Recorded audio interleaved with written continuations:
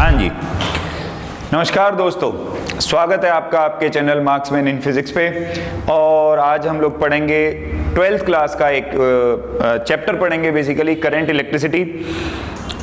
Term 1 के exam बिल्कुल नज़दीक हैं, आने वाले हैं सभी बच्चों के, तो जल्दी जल्दी रिवीजन करने के लिए करंट इलेक्ट्रिसिटी आज हम लोग शुरू करेंगे। तो आइए स्टार्ट करते हैं। बेसिकली करंट इलेक्ट्रिसिटी जो है ये यूनिट नंबर 2 है और एनसीईआरटी का चैप्टर नंबर 3 है। अगर हम लोग बात करें बेसिकली इलेक्ट्रिसिटी की, what is electricity, what is electric current, अगर हम लोग इसकी बात करें तो हम कहते हैं कि भाई flow of electrons constitutes current. Electrons का फ्लो होना ही बनाता है करंट को बेसिकली। तो कहने का मतलब ये हुआ कि अगर इलेक्ट्रॉन फ्लो करते हैं तो वो करंट बनाते हैं। अब कई लोग हो सकता है ये भी बोलते हो कि जी प्रोटॉन के फ्लो करने को हम लोग करंट क्यों नहीं बोलते, तो उसका सीधा सीधा सा रीजन है, आप बोल सकते हो लेकिन प्रोटॉन फ्लो नहीं कर सकता क्योंकि प्रोटॉन न्यूक्लियस के अंदर होता है, इसीलिए हम लोग बोलते हैं कि इलेक्ट्रॉन्स के फ्लो करने को करंट बोला जाता है। करंट के बेस पे अगर हम बात करें सब्सटेंस के टाइप्स की, तो 3 तरीके के सब्सटेंसेस हमारे पास में हो सकते हैं कि we can have conductors, we can have insulators and then we can have semiconductors, है ना। ध्यान से देखा जाए तो कंडक्टर्स वो हैं जो कि कंडक्ट करते हैं इलेक्ट्रिसिटी को। और ये क्यों कंडक्ट करते हैं? क्योंकि इनमें फ्री इलेक्ट्रॉन्स होते हैं। ये इसलिए कंडक्ट करते हैं क्योंकि इनमें फ्री इलेक्ट्रॉन्स होते हैं। इंसुलेटर कंडक्ट नहीं करते क्योंकि इनमें फ्री इलेक्ट्रॉन्स नहीं होते। अच्छा, सेमीकंडक्टर्स वो हैं जो नहीं कंडक्शन करते रूम टेम्परेचर पे। ये रूम टेम्परेचर पे कंडक्शन नहीं करते but start conducting if they are heated. अगर इनको हीट किया जाए तो ये कंडक्शन करना शुरू करते हैं। सो बेसिकली रूम टेम्परेचर पे कंडक्शन नहीं करते, लेकिन अगर हम इनको हीट करें तो ये कंडक्शन करते हैं। एग्जाम्पल के तौर पे अगर हम लोग बात करें, सिलिकॉन और जर्मेनियम दोनों ही ग्रुप 14 के एलिमेंट्स हैं और ये सेमीकंडक्टर्स की कैटेगरी में आते हैं। बात करें अगर हम लोग इलेक्ट्रिक करंट की, अब ये बेसिक है हम लोग का। अगर हम बात करें इलेक्ट्रिक करंट की तो कई तरीके का करंट होता है। इनमें 2 टाइप का करंट मेन है, एसी और DC. AC alternating current, DC direct current. Alternating current में क्या है कि इसकी जो वैल्यू होती है वो चेंज होती है कंटिन्यूअसली एसी की, और जो डायरेक्शन है वो चेंज होती है पीरियोडिकली। तो वैल्यू चेंज होती है लगातार, जबकि डायरेक्शन चेंज होती है पीरियोडिकली। पीरियोडिक मोशंस वो मोशन होती हैं जो खुद को रिपीट करती हैं after a fixed interval of time. So those motions are called periodic motions. तो एसी को जब हम लोग बनाते हैं तो ये एसी रहता है, इधर आई ले लेते हैं, इधर टाइम ले लेते हैं, तो ये 0, ये t/2 और ये t।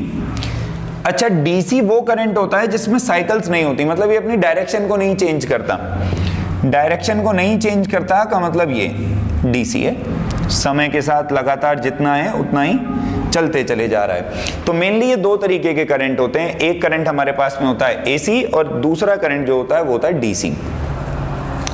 बात करें अगर करंट की डायरेक्शन की, अगर हम लोग बात करें तो सर्किट में 2 तरीके के करंट रहते हैं।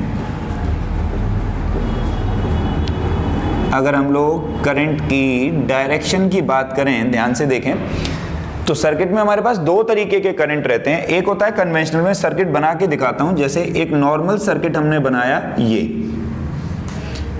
तो इसमें हम ऐसे एरो लगाते हैं। बैटरी का ये वाला टर्मिनल नेगेटिव और ये वाला टर्मिनल पॉजिटिव होता है। बहुत ध्यान से देखें, इस एरो का मतलब है कि करंट ऐसे जा रहा है। अब अभी अभी हम लोगों ने पढ़ा कि करंट इलेक्ट्रॉन के फ्लो करने की वजह से होता है, तो ध्यान से देखें, इलेक्ट्रॉन पॉजिटिव से नेगेटिव टर्मिनल की तरफ तो नहीं आएगा, इलेक्ट्रॉन नेगेटिव से पॉजिटिव की तरफ जाएगा। तो ये जो सर्किट्स में जो डायरेक्शन लगाई जाती है, इसको हम लोग कहते हैं कन्वेंशनल करंट। ये होता है कन्वेंशनल करंट, और इसकी डायरेक्शन होती है फ्रॉम पॉजिटिव टू नेगेटिव। जबकि जो एक्चुअल करंट होता है वो होता है इलेक्ट्रॉनिक करंट, और इलेक्ट्रॉनिक करंट होता है from negative to positive. Circuit में हमेशा कन्वेंशनल करंट की डायरेक्शन हम लोग मार्क करते हैं, कभी भी इलेक्ट्रॉनिक करंट की डायरेक्शन हम सर्किट के अंदर मार्क नहीं करते, है ना। अब थोड़ी देर के लिए स्क्रीन को आप पॉज कर दो, ये बेसिक जानकारी है, इसको उतार लो, फिर इससे आगे बढ़ेंगे हम लोग।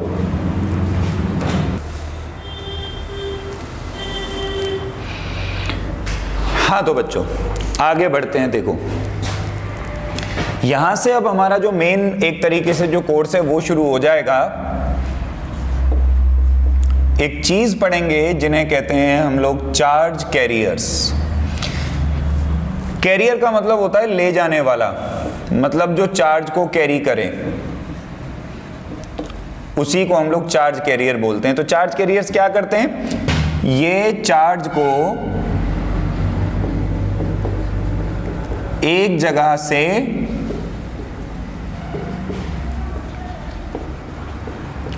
दूसरी जगह लेकर जाते हैं। ये चार्ज को एक जगह से दूसरी जगह लेकर के जाते हैं, इन्हीं को हम लोग बोलते हैं चार्ज कैरियर्स। ध्यान लगा के समझो। एग्जाम्पल के तौर पे अगर मैं बात करूं कंडक्टर्स की, तो भाई कंडक्टर्स में चार्ज कैरियर्स कौन होते हैं? भाई कंडक्टर्स में चार्ज कैरियर होते हैं फ्री इलेक्ट्रॉन्स। अभी अभी मैंने इससे पहले यही एग्जांपल दिया था कि भाई कंडक्टर्स कंडक्शन करते हैं। क्यों कंडक्शन करते हैं कंडक्टर? क्योंकि उनमें फ्री इलेक्ट्रॉन्स होते हैं। तो बेसिकली कंडक्टर्स में चार्ज को एक जगह से दूसरी जगह कौन लेके जाता है? Free electrons. और अगर हम लोग बात करें इलेक्ट्रोलाइट्स की, तो इलेक्ट्रोलाइट्स में चार्ज कैरियर होती हैं पॉजिटिव और नेगेटिव आयंस, पॉजिटिव आयंस और नेगेटिव आयंस। इलेक्ट्रोलाइट जैसे NaCl, तो ये ब्रेक होके सोडियम पॉजिटिव और क्लोरीन नेगेटिव बनाता है, तो ये आयंस कंडक्शन कराती हैं। और अगर हम लोग बात करें गैसेस की, तो गैसेस में फ्री इलेक्ट्रॉन्स और पॉजिटिव आयंस, ये चार्ज कैरियर होते हैं। याद रखना, एक बारी CBSE में जब 1 मार्कर का क्वेश्चन इसके ऊपर आ चुका है कि गैसेस में चार्ज कैरियर्स फ्री इलेक्ट्रॉन्स और पॉजिटिव आयंस होती हैं, तो इनको हम लोग चार्ज कैरियर्स कहते हैं बेसिकली। आगे बढ़ेंगे और एक कॉन्सेप्ट देखेंगे हम लोग ड्रिफ्ट वेलोसिटी का। What we will learn is the concept of drift velocity VD। अब इसको पहले ना एक एग्जांपल से समझते हैं हम लोग। ड्रिफ्ट वेलोसिटी क्या होती है आप लोग इमेजिन करना। जैसे मान लो, सपोज करो आपकी क्लासरूम में 40 बच्चे हैं और मैं क्या काम करूं कि 40 के 40 बच्चों के पैर में मोटर फिट कर दूं और उस मोटर को चला के छोड़ दूं। वो बच्चे उस मोटर को ऑफ नहीं कर सकते, मोटर मैंने फिट कर दी है। तो बेसिकली होगा क्या कि जब सबके पैरों में मोटर फिट कर दी जाएगी तो वो सारे बच्चे जो है वो इधर उधर भागेंगे, और क्योंकि कंट्रोल उनके हाथ में नहीं है तो वो आपस में भी टकराएंगे, दीवारों से भी टकराएंगे, टक्करें होती रहेंगी, मतलब कोलिजन होने लगेगा। अब मान लो मैं उस क्लास में पढ़ा रहा हूँ और मुझे क्लास में से निकल के जाना है। सपोज करो मुझे क्लास में से निकल के जाना है, तो वो बच्चे जिनके पैरों में मोटर फिट कर दी गई है वो मोशन की वजह से मुझे एकदम से तो निकलने नहीं देंगे। अगर मैं उनके बीच में से जाने की कोशिश करूंगा तो वो मुझको भी बेसिकली टक्कर मारेंगे, और टक्कर मारेंगे तो उससे क्या होगा कि मेरा जो पाथ है, भाई मैं जाना तो सीधा चाहता हूं लेकिन अब सीधा सीधा जा तो नहीं पाऊंगा ना, क्योंकि वो मुझे जाने नहीं दे रहे। मैं जैसे ही कोशिश करूंगा चलने की वो मुझसे टकरा जाएंगे, तो मेरा जो पाथ है वो टेढ़ा मेढ़ा हो जाएगा। साथ के साथ मेरी जो रफ्तार है वो बहुत कम हो जाएगी, क्योंकि मैं मल्टीपल कोलिजन सफर करूंगा। इस वक्त मेरी जो वेलोसिटी है वही ड्रिफ्ट वेलोसिटी है। सो बेसिकली जो रूम है वो आपका कंडक्टर है, जो बच्चे हैं वो उस कंडक्टर के इलेक्ट्रॉन्स हैं, एटम्स हैं या आयंस हैं, जो कि टेम्परेचर की वजह से लगातार मोशन में रहते हैं। और मैं जो हूं, जो पास होने की कोशिश कर रहा हूं, मैं वो इलेक्ट्रॉन हूं जिसको बैटरी पास कराने की कोशिश कर रही है, जिसकी वजह से करंट बन रहा है। जिसकी वजह से क्या बन रहा है? करंट बन रहा है। तो यही होता है बेसिकली। मैं जैसे ही जाने की कोशिश करूंगा वो मुझे जाने नहीं देंगे, इससे मेरी रफ्तार कम हो जाएगी। तो मेरी जो एवरेज रफ्तार होगी यहां से लेकर के वहां तक पास होने में, उस एवरेज रफ्तार को ही हम लोग ड्रिफ्ट वेलोसिटी कहते हैं। ड्रिफ्ट वेलोसिटी के कॉन्सेप्ट से और भी बहुत सारे कॉन्सेप्ट निकलते हैं। फॉर एग्जाम्पल कि करंट के पास होते ही वायर गर्म क्यों हो जाती है?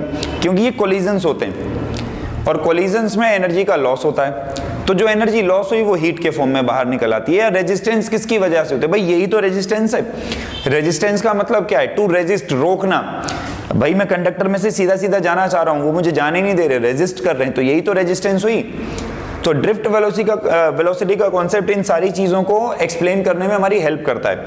तो अगर हम लोग बात करें ध्यान से कि ड्रिफ्ट वेलोसिटी क्या है, एवरेज वेलोसिटी, एक बहुत छोटी सी डेफिनेशन लिखेंगे, एवरेज वेलोसिटी जिससे इलेक्ट्रॉन पॉजिटिव टर्मिनल की तरफ जाता है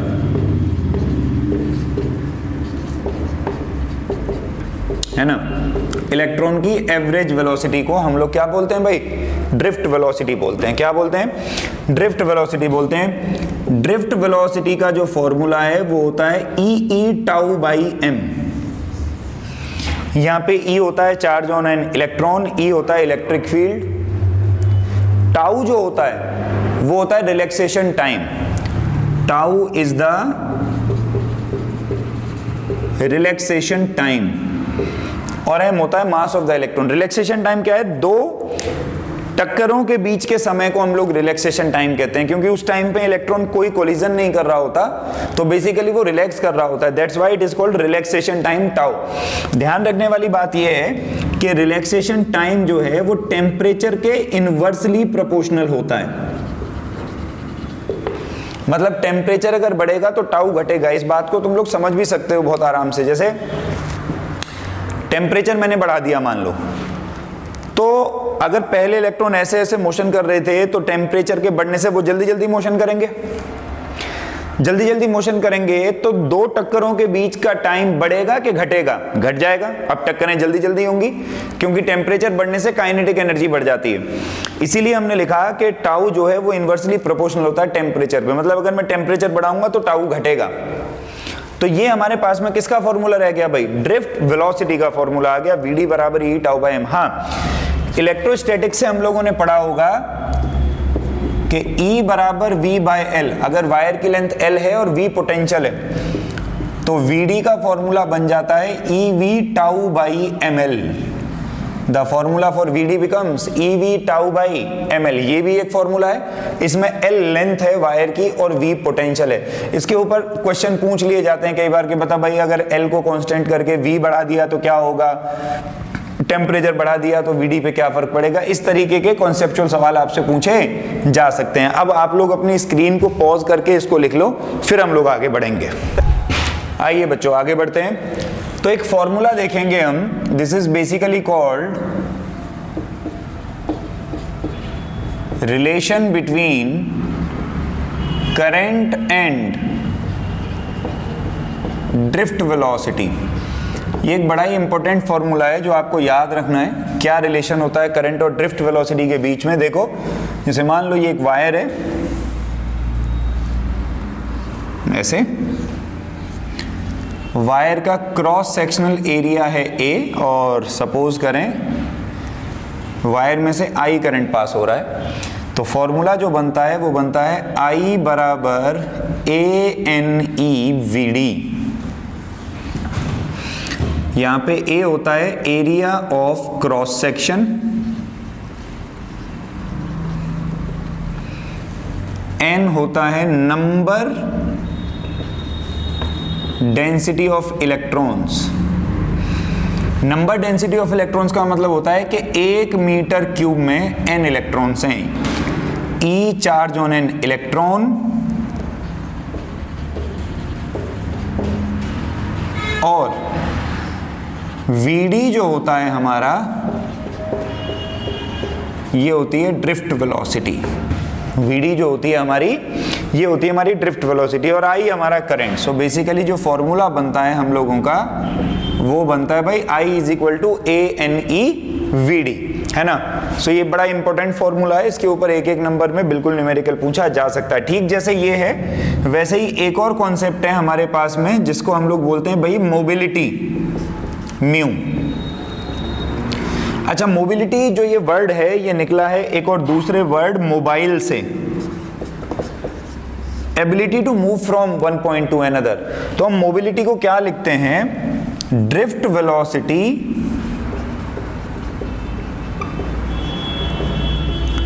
per unit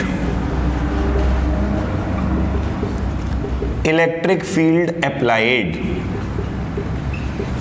drift velocity per unit electric field applied के बेसिकली फॉर्मूला अगर मैं बनाऊं म्यू का, तो फॉर्मूला बनेगा भाई Vd divide by E, drift velocity upon में इलेक्ट्रिक फील्ड। ध्यान से देखें, Vd का formula E tau by m, electric field का फॉर्मूला E ने E को मारा तो म्यू का फॉर्मूला बना E tau by m। Mu का फॉर्मूला क्या बना, E टाउ बाई m। दो बातें आप देख सकते हो कि अगर किसी की मोबिलिटी ज्यादा है तो उसकी ड्रिफ्ट वेलोसिटी ज्यादा होगी, पहली चीज।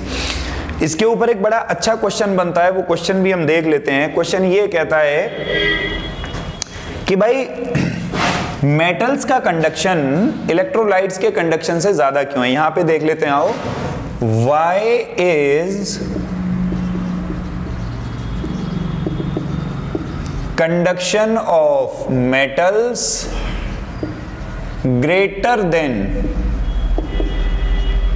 The conduction of electrolytes. Conceptual सवाल है, अच्छा सवाल है कि ऐसा क्यों होता है। अब इसके दो कारण हैं भाई, ध्यान से देखो। सबसे पहला कारण, number density of electrons in metals is greater than number of electrolytes, या नंबर ऑफ, ऐसे लिखो, number of ions in electrolytes. भाई इलेक्ट्रोलाइट के अंदर कंडक्शन कौन करती है, इलेक्ट्रोलाइट के अंदर कंडक्शन करती है आयन। इलेक्ट्रॉन्स के अंदर नंबर डेंसिटी ज्यादा होती है, सो ठीक है, यहां पे आयंस की संख्या कम होती है, पहली बात। दूसरी बात, फॉर्मूला दिख रहा है म्यू बराबर E टाउ बाई m है। मेटल में कंडक्शन इलेक्ट्रॉन कर रहा है, इलेक्ट्रॉन का मास कम होता है मास ऑफ आयन से। तो जब इलेक्ट्रॉन का मास कम है तो देयरफॉर मैं कह सकता हूं कि इसकी मोबिलिटी ज्यादा है आयन की मोबिलिटी से।